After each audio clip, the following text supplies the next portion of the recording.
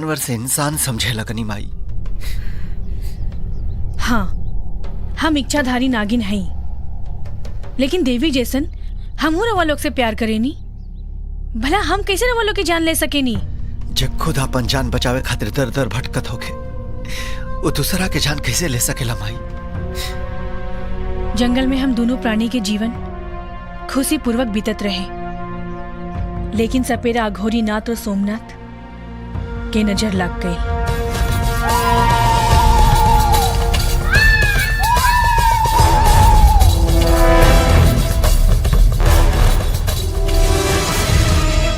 इहे बा हमनी के दर्द भरल कहानी। अघोरी और सोमनाथ हमनी के मार के नागमणि हासिल करे के चाहता रे सन।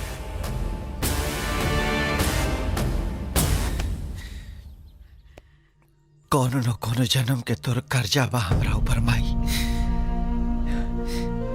यही से भगवान भोलेनाथ हमरा के तोरा अर्जुन के शकल में ईजा भेजले बाने कि हम पूरा जिंदगी तोर बेटा बन के तोर सेवा कर सकी। और तोरा के अभी भी हमरा ऊपर यकीन नहीं है ना? तले देख तोरी अर्जुन के मरले बा।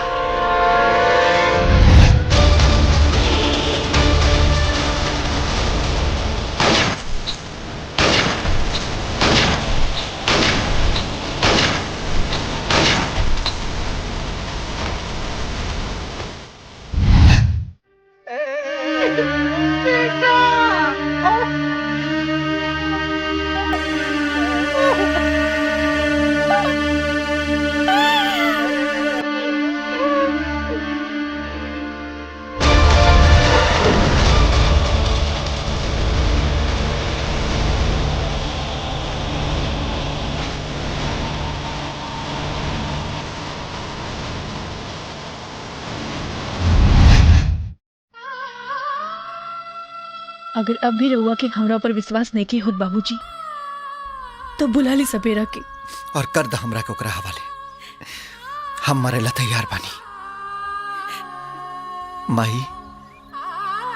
हम तोरा से इतना प्यार करीले कि हर जन्म में तोर बेटा बन के पैदा होखल चाहता नहीं। कि रहुआ लोग के साथ रहे खातिर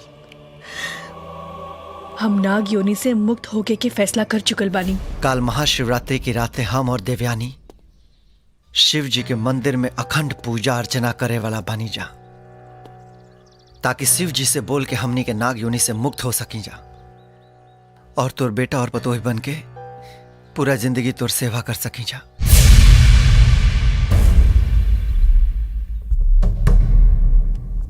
बेटा, हमार सारा आशीर्वाद तेरे साथ बा। भोलेनाथ तोर सारी मनोकामना पूरी करे।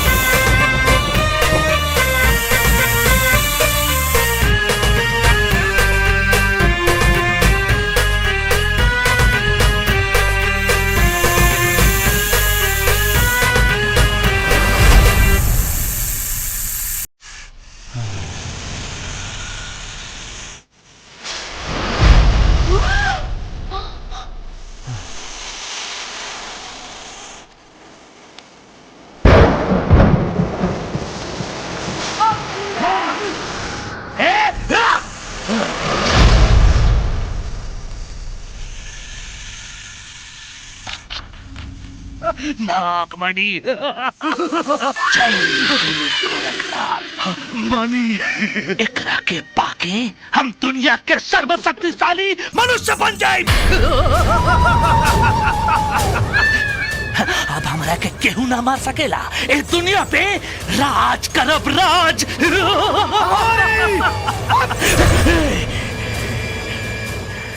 मन में राम बगल में छुरी, इच्छा तोर न होई पूरी।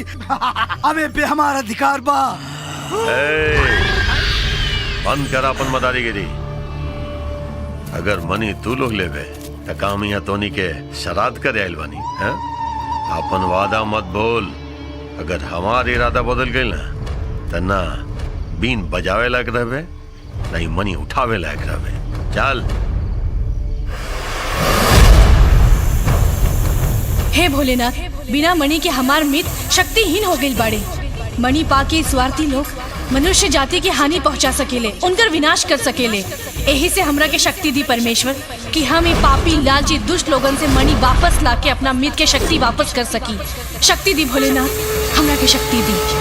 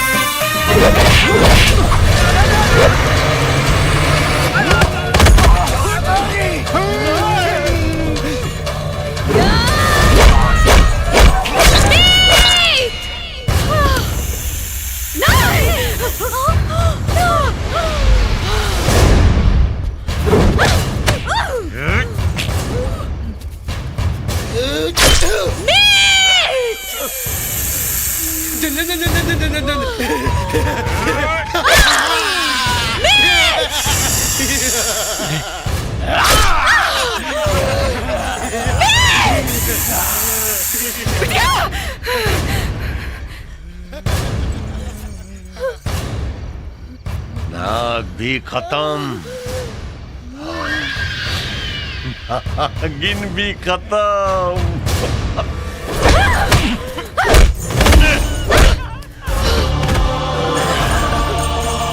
नागिन मणि हमके दे दे, दे दे या तो भस्म कर दे।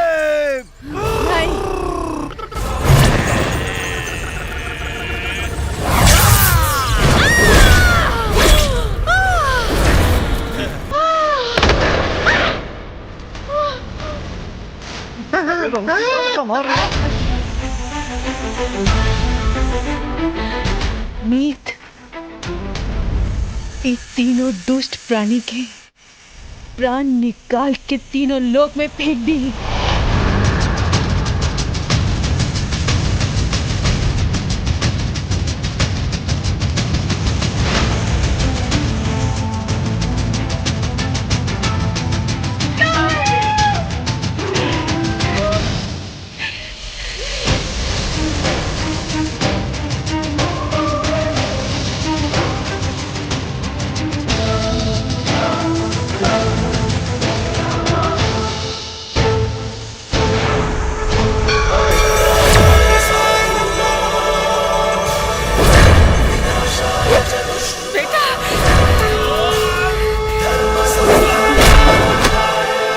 रुद्र रूप शिव शंभू के हम सबसे बड़ा पुजारी केहू बाल न बाका कर पाई। हम हैं इच्छाधारी।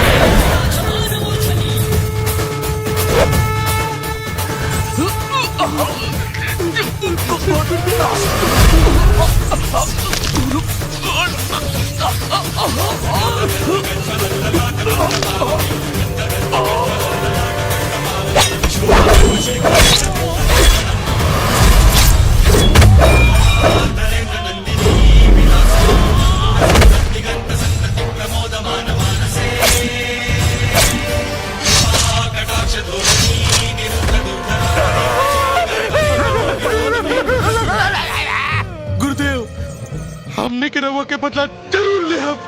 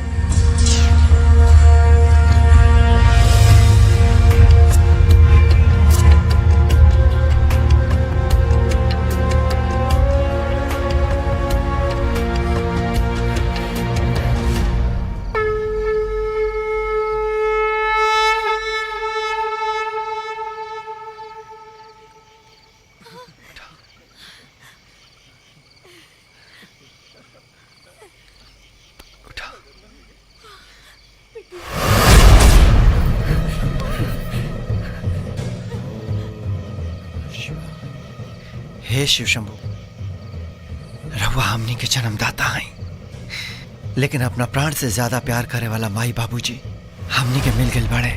हमने के नाग योनि से मुक्त कर दी।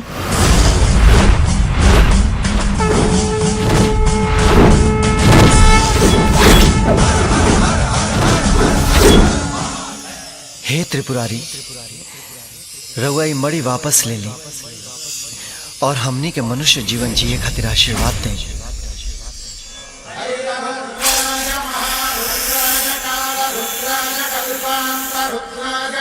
रुद्राय रुद्राय घोर